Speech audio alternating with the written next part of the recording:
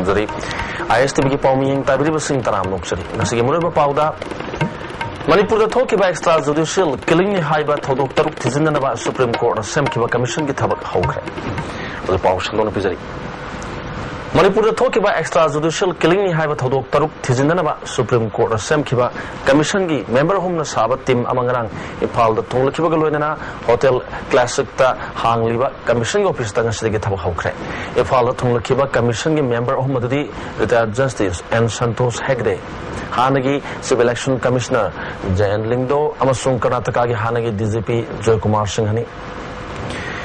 Commissioner Sigi Office New Delhi da Lairabasu Masida Chatok Chasin Tawbada Kutong Saru da Kya Laibadagi Manipur gi Miyamna Affidavit Sing Pishin Bada Kutong Sana na Haiduna Impal da Masigi Office Hangduna Affidavit Pishin Ba Thorang Tawakibani Hotel Classic ta Hangduna Thamliba Commission gi Office Asida Miyamna Affidavit Pishin Bagi Kutong Sapa Phangali Commissioner Sina Maruina Tizingadur Batadok Singa Si Lisingani Tarada Segarot Konjeng Hazari Lekaidagi case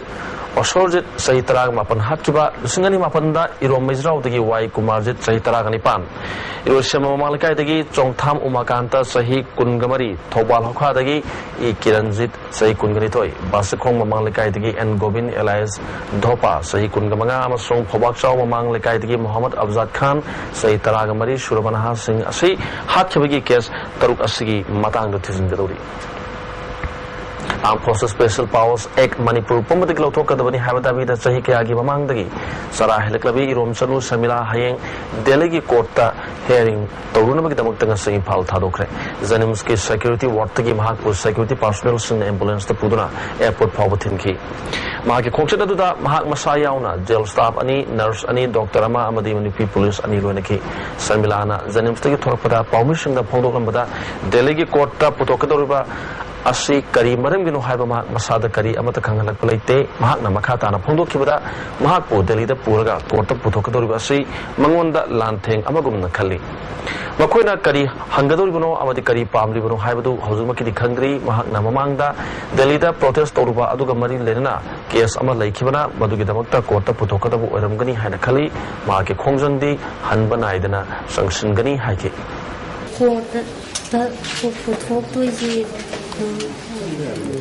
Anh là đi cái chúng ta không đã bảo सरकार की करी lâu lâu cái सिले फोक मतम जदी ai Panjim जी control Kareena ai चामक से bailable वैना थारोक नदी थारोक बिरगे हाइबा अदमाने के खंगागा चांग रोंग वखरा खंगागा हाइदि मोय थारोक बिरगे हाइदो कंडीशन अमदी अदुम थम्मगा अदमाय सुम हाइबा अदमाय सुम तवे रो आदा पुथोकपा सिददी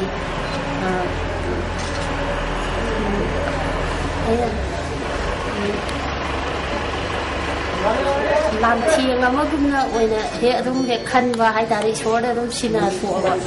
kari hangakadoi no kari pami ja no ka sumta he haide ado aina sum mamangda aina ada protest duga mari samana da phajal yubanina adugi court case resolution dawagi asida tawu sumaina tawani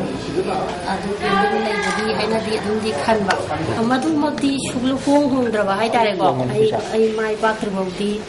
khonjang handu khiroi haibaji madi adu madi state madi adum leirani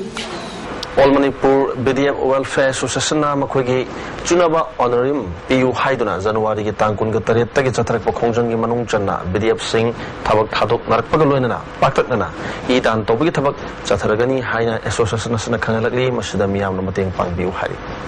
was a Pau Gimartanatina break Amatang Nomination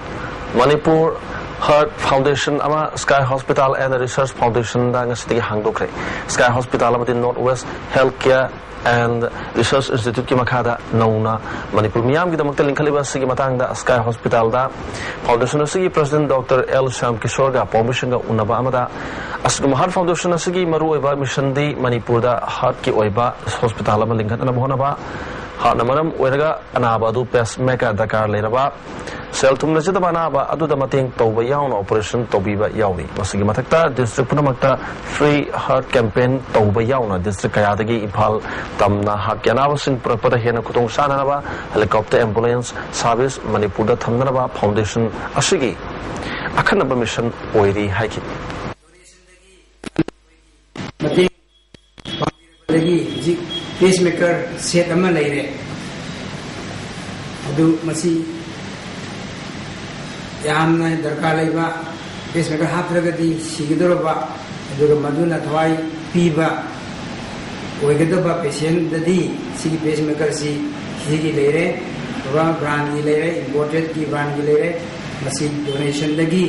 ni Manipur Heart Foundation donation bibira kadagi ni aduga masi amadi leire aduga amana konabadi nate aduna aina yagi through dagi aina abil dojini madi donation to biu aduga Manipur Heart Foundation da aduga sigumba pacemaker si khara hena lehenji aduga yamna laira patient di sigumba pacemaker photo gumam de basu akoi okay pangsi life si ngensi inkhalak liba naharul singbu maru phangna mut kiba yaba drug ki kabar da sejau paiba amadi angama thau kharagi khut oramle haina akom lupna thadruk pa cherol amana hairi drug ki kaithela ma orak pa yaba gi phum da la liba manipur se angama thau singna policy program phajana puthoktura thingobuna chumgani hai project atiam ma break amatanga amukana luminas amukana taram losari khomdram premjit elias berzit elias tamu kowa wakhalena na nar mi ama satkibatang ani dagi mayum dagi thokibadagi hanjilaktre hai kanagum singna harba mi sibu thingnabirabadi naurem thong khulem laikai da leiba ks prem kumar singh natragana mobile number 962-831-837 da pau pibiu hari lamdam sidanga si mitop singna tongan crime kaya sathargliba si sakana miyang changba wat padagini haina friends ki president JADUMANI na ngasi friends ke office ta pangthokiba permission ga unaba amada phondokre mahana makhatan hakibada haukibata kun ga tareta susina kasing kobi nupi ama mahaki nupa nan manipuri chandal kalna kerosene hajendura mai tharam badagi rims hospital da lakanaki bisgani tara ni thogi november ki tang tarukta josampur dagi chai tarom do khakta ngari bi nupi masa ma su bihar dagi bijoy shah koba amana rep tawrba matungda phadona purambagi thodok thokre adakta su sahi mari da ngari nupi masa ma nan manipuri muslim amana sodomi tawbagi wathok laikre sai asiga january ki tang tarukta su wahemgom lekai da dilip koba bihari amana nupi ma molest torom laga chen kibadagi miyam na phakibagi thodok thokre mauda leiba BRTF ki driver amana sahi mari khakta ngari bi nupi masa ma rep tawraga chien na ba honorubadagi masigi thodok thokre pauna bazar da su capital watch ki mapu ramesh gupta ko mioi amana romila ko nupi mabu mahaki nupi oina matam khara le minaram laga hondok lambagi wathok laikre asugma crime kaya se thingna ba sakana thuba matam da thabak lokhat piu miyam na su domicile yaugdaba amasung mari makhong khangdaba mioi amata yumgi barana sinba singda thambiganu haiki mapani lai mitop singsina leptura letana sangsela pagi amasi moina crime torupagi osi thingi habitaragadi athu matamda manipur gamena inaline pam system sanana bagi takshan basi center takshan basi thin malaysia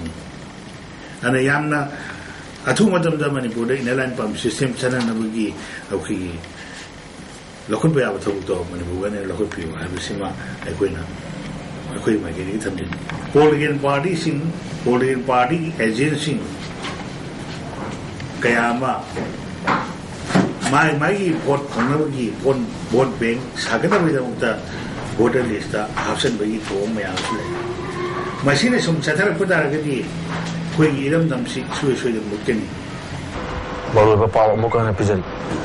Manipur thokiba extrajudicial killing ni haiba thodok taruk thijinna ba Supreme Court assem kiba commission gi thabak hokre astri gi pawmi tabiri basing amukana kurumjari